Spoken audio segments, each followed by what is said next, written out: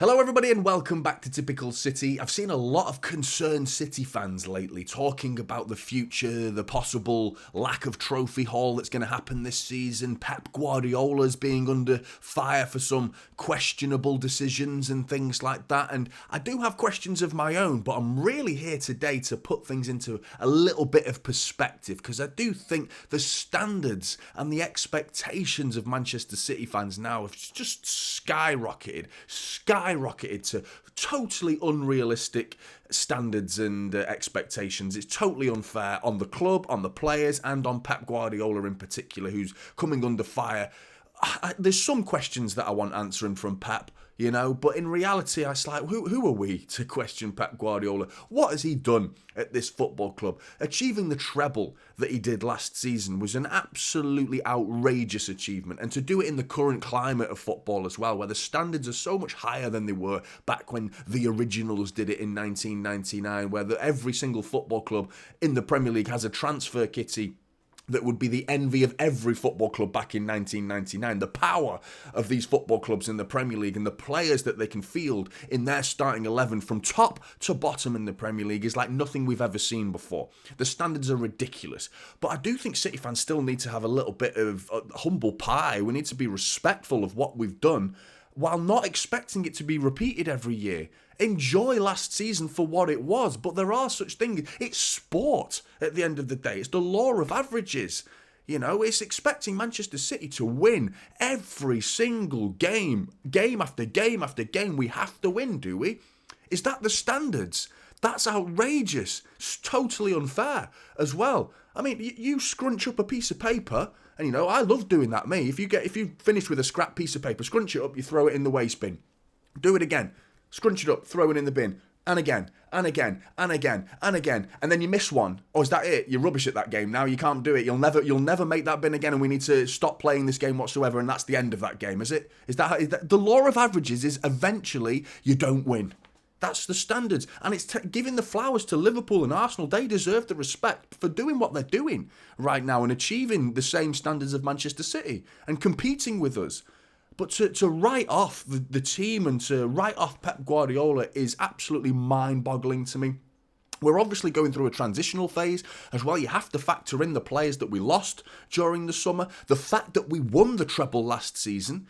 Going back to the analogy of throwing a bit of paper in the bin over and over and over, doing it again and again. Eventually you lose motivation, don't you? Do you want to do that all day and keep getting it in every second of the day? Motivating yourself to go again, having already won a treble, and then factor in the players that we've lost in Gundogan and Mahrez and Laporte and these key figures that were a massive factor in Manchester City winning the treble last season, losing those players and bringing in the likes of Kovacic and Nunez and Doku and Gvardiol. This takes time. We're only now talking about Kovacic in a positive sense. In the last 2 or 3 weeks, City fans have decided suddenly that, Kovacic, he's the player for us, that's the one we need. Let's all hang our hat on Kovacic and he's the man to bring us forward now. Well, no one was saying that at the start of the season. Why is that? Because you didn't know. You didn't know how he was going to find his feet. He has slowly, over time, with a bit of patience, found his feet and proved his worth. That's what happens. It takes time. This is football. It's not a light switch. It doesn't happen instantly. Pep Guardiola joined this football club and won nothing in his first year. Nothing. We should remember that. We should always factor that in and factor in the fact that these things take time. Nunez is slowly finding his feet. Doku got off to an unrealistically quick start. And now his decline has happened since that start and since his injury, which I think we're beyond that as an excuse now in truth, because he's come back from that injury quite some time ago. And I would like to see the best of Doku again, that Doku that we saw at the start of the season. He came on and he was pretty impactful against Liverpool, to be honest. People were questioning that substitution. He nearly won us the game. He hit the post. He nearly won us the game. And that would have been Pep Guardiola's a genius. Pep Guardiola knew what he was doing. Doku's back. All of those little details and those headlines would be written had that gone just that side of the post. And these are the fine margins that we're talking about. And to level it all at Pep Guardiola and the club and certain decisions that have been made beyond Pep Guardiola with the transfer policies, I think it's totally unrealistic. And I also think you need to factor in Liverpool and Arsenal and what's going on with them right now. With regards to, you talk about the Klopp announcement, that has galvanised Liverpool Football Club. Ever since that announcement that he's leaving, they've been almost unstoppable. Almost unstoppable. The football that they've played has gone up a level since Klopp has announced that he's leaving Liverpool at the end of the club. And these off-the-field things can make a big, big factor. You look at Mikel Arteta. He's going for revenge. He doesn't need incentive. All he needs to do is slap that league table on the dressing room wall and remind all the players of how close they came last season to winning a Premier League title. Even though they bottled it at the end, there's the motivation, the incentive. What's our incentive? Do it again. That's not easy. You remind yourselves of what it's like to achieve something and then repeat that success. That is one of the hardest things in the world to do. Not just in football. Achieving something unbelievable and then repeating it. Come on. We need to be fair. And we also need to factor in what galvanised us last season. Because it was February the 6th when Manchester City were charged with 115 charges. And we went on a ridiculously unbeaten run. It was February the 5th, we lose to Spurs. Shock, horror, we always lose to bloody Spurs away. February the 6th, we're charged with 115 charges last season. And the reason why I'm going back to last season is because everyone else is. Everyone else is comparing last season to this season. Like those two are comparable. It's just not fair. It was an anomaly of a season that deserved trophies, don't get me wrong, but it was a bordering on a freak of a season. You factor in Erling Haaland's quality, he's not hitting those heights anymore. Who can? What we did last season, I can't see it ever being done again for a long, long time. Not to the standards of what we did. Look at the gap between 1999 and 2023, between the two treble winning sides. You're expecting it the next season in 2024. Are you outside of your mind? Come on, Blues. We've got to be realistic. We've got to put things into perspective and factor in the fact that the 6th of February, like I said, is when the charges came in. So those charges come in, okay, and then we go on a 25-game unbeaten run. Unbelievable. 25 games unbeaten. And the one game that we did lose was the last game of the season in the Premier League away to Brentford when we'd already won the league. And we were fielding a weakened side in preparation for the Champions League final, which was 10 or so days after that game. So we sort of wrote that game off as a nothing game. It meant nothing to us. It was just a practice match for Manchester City, maybe going out with a bang in the Premier League, and we lost that game. But 25 games unbeaten, and now I'm hearing the City fans crying, well, where's this run? Where's this run that City go on? Where is it? Like last season. Right, well, unfortunately on the 6th of December, we lost to Aston Villa. 6th of December, okay? Do you know how many games ago that was? A long time ago. 21 games. Do you know how many games we've lost since then? 21 games ago? 0. We've drawn 3. In our 25-game unbeaten run of last season, we drew 5 in that run. This season, we are now currently witnessing it. People who are currently asking for, where's this run that City always go on? We're in it. We're witnessing it right now. It's happening right now. 21 games unbeaten. Drawing 3 of those games. Frustrating. Crystal Palace, Chelsea, Liverpool. Liverpool, it's bloody Liverpool. Come on. The Palace one, infuriating. That's the killer. That's a killer. But it happens. It happens. That's part and parcel of football. It really is. We have to accept that you don't win every game, and this unrealistic expectancy from City fans now is going to be the death of us. It really will. And the fan base being torn and expecting such ridiculously high things from the team that achieved such unbelievable things is just unfair. Totally, totally unfair. Then we compare the runs of last season to the runs of this season. And then you've, of course, got what about the treble winning team? What about that team that won the treble? It's a myth. The starting 11 of the Manchester City treble winning side is a myth. I know what you're thinking. It's Akanji, Diaz and Nathan Ake, John Stones and Rodri, Kevin De Bruyne, Ilkay Gundogan, Bernardo Silva on the right, and Grealish on the left, and Erling Haaland up top. That's what the team that won against Inter Milan in the Champions League final, isn't it? I understand, yeah, that's a myth. It is a myth. The amount of changes that Pep Guardiola made, and it wasn't until the 1st of April, by the way, the 1st of April until John Stones started to play in midfield. So Pep all season prior to the 1st of April. It's March right now, and John Stones' first game in a Manchester City shirt playing in midfield was the 1st of April. We're not even in April yet. Who's to say Pep won't work this out?